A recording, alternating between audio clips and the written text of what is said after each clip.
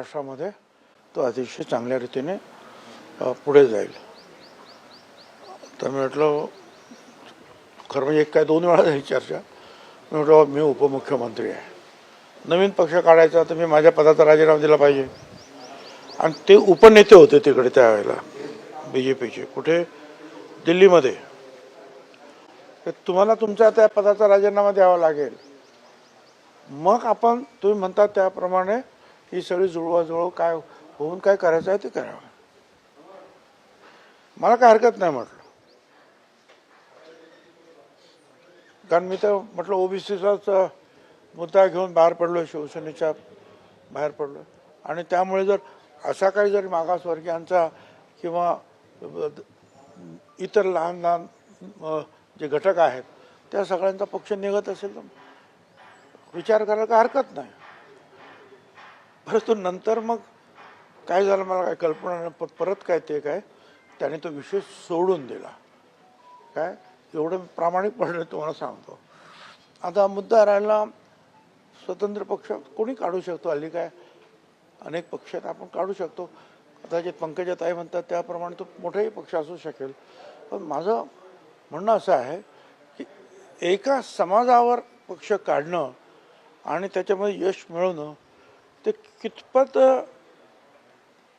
यशदायी आहे याची मला काही कल्पना नाही. मग तो कुठलाही समाज असेल. आपल्या पुढे अशी उदाहरणं आहेत की काही काही समाजांनी वेगवेगळ्या घटकांनी वेगवेगळे पक्ष काढले, ते कितपत चालले, कितपत त्यांना यश मिळालं, त्याचा लेखाजोखा त्यांनी घ्यावा. पण त्यांनी काहीतरी अभ्यास केला असेल. पण त्यांनी ते म्हटलं म्हणून ते काय ताबडतोब काय पक्ष काढतील असं काय मला तर काय वाटत नाही. पण त्यांनी आपलं सांगितलं की त्यांच्या म्हणण्याचा अर्थ आपण असा घेऊया की स्वर्गीय मुंडे साहेबांना मानणारा वर्ग मोठा आहे, एवढंच याचा अर्थ आहे असं मला वाटतं. साहेब, राज ठाकरे आणि देवेंद्र फडणवीस यांची आज भेट झाली. आगामी मुंबई महापालिकेसंदर्भामध्ये ही भेट असल्याची चर्चा आहे. मला काही कल्पना नाही त्यांची भेट झाली की नाही हे सुद्धा काही मला माहिती नाही. परंतु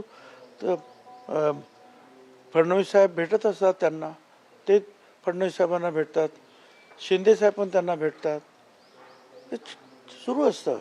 आणि कदाचित त्या निवडणुकांच्यासाठी काही चर्चा आहे की काय मला काही कल्पना नाही. पण असू शकते, नाही असं नाही. मुंबई महानगरपालिकेच्या दृष्टीनं ती भेट असू शकेल.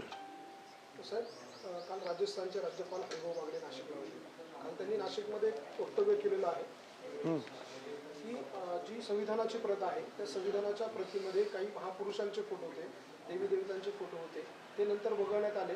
आता ते पुन्हा छापावे, कोण काय करते बघू, अशा स्वरूपाची भूमिका त्यांनी मांडली.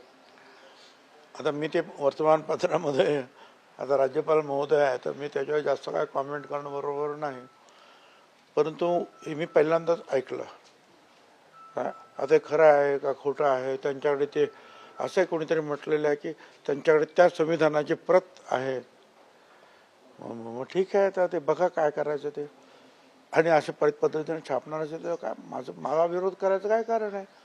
उलट मी सांगेन की त्याच्यामध्ये जर महात्मा ज्योतिराव फुले आणि सावित्रीबाई फुले यांचे फोटो नसतील तर त्यांचे फोटो छापून टाका. कारण ह्या संविधानाच्या मध्ये जे इक्वॅलिटी आणि सगळ्यांना महिलांपासून तर दलितांपर्यंत सगळ्यांना समान न्याय देण्याचं काम जे केलं आहे ते काम संविधानापूर्वी 100 वर्ष अगोदर महात्मा ज्योतिराव फुले सावित्रीबाई फुलेंनी केलं. त्यांचेही फोटो छापले, आनंद आहे. देवी देवताच्या मला काय विरोध करायचं काय कारण नाही. पण ते त्यांनी आता पाहतील काय आहे ते, मी त्याच्याबद्दल अधिक काय बोलणार. पण ते करणार असतील तर मी सजेशन मात्र करीन की नावं किंवा आणखी काय. आता देवसुद्धा आता तिरुपती मंदिर अतिशय प्रसिद्ध मंदिर आहे आपल्या इथलं, किंवा महाराष्ट्रातलं म्हटलं तर आमचा विठोबा, आमचा विठ्ठल आहे, तुळजाभवानी आहेत वगैरे वगैरे आहेत. पण ठीक आहे. फक्त राहुल सोलापूरकर गेल्या काही दिवसांपासून चर्चेत आहेत त्यांच्या वादग्रस्त वक्तव्यांमुळे. आता त्यांनी बाबासाहेबांबद्दल जे वक्तव्य केलं त्याच्यामुळे ते अडचणीत आले. तुम्हाला वाटतं असं योग्य आहे अशा पद्धतीचं वक्तव्य? मला असं वाटतं की ते राहुल सोलापूरकर ज्या अर्थी ते भांडारकर संस्थेमध्ये काहीतरी सभासद होते किंवा कुठल्या पदावर होते, त्या अर्थी ते विद्वानग्रस्त आहेत असं म्हणायला काही हरकत नाही. पण ह्या लोकांनी सुद्धा कधी कधी जे आहे आपल्या मर्यादा कुठपर्यंत आपण काय बोलायचं हे सांभाळलं पाहिजे ना. ते जेव्हा म्हणाले की छत्रपती शिवाजी महाराज त्या औरंगजेबाला लाच देऊन बाहेर तिथून निघाले, त्या खरोखरच डोक्यामध्ये एक तिडीक निर्माण झाली. कोण माणूस आहे म्हटलं हे असं बोलणारे, हे कोण आहेत ही अशी? हा, अरे औरंगजेब अख्खा हिंदुस्थानचा राजा, त्याला काय कोण लाच देणार आहे? काय लाच देणार त्याला? आणि तिथं लाच जर समजा दिली असती समजा, तर लहानसा जो आहे संभाजी, त्याला महाराजांनी जे आहे काशीला काही कुठेतरी ठेवलं दुसरीकडे.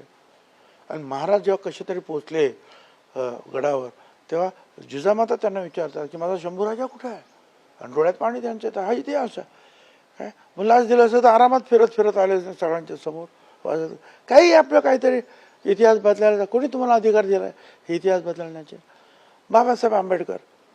बाबासाहेब आता लिहिलं असेल पुराणामध्ये की जे विद्वान पुरुष असतात ते काही ब्राह्मण असतात, पण आता आपण पाहिलं की जो मेहनत घेतो, परमेश्वरानं बुद्धी सगळ्यांना सारखी दिलेली आहे, त्या बुद्धीचा चांगला वापर जे करतात, असे कुठल्याही समाजात आलेली जे लेकरं आहेत, माणसं आहेत, ती किती मोठी झालेली आहेत.